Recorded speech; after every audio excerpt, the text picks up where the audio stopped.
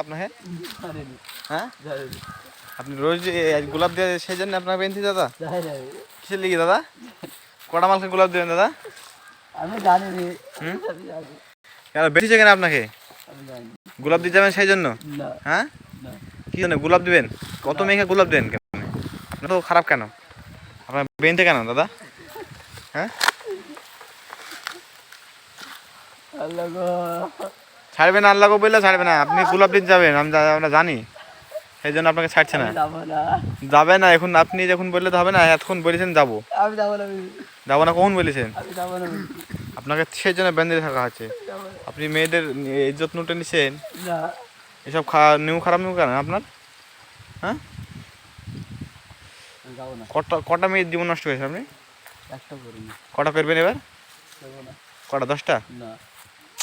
ঠিক আছে, আপনি 10টা মেয়েকে করেন, ঠিক আছে, আপনাকে এখানে বেঁধে রাখা হবে।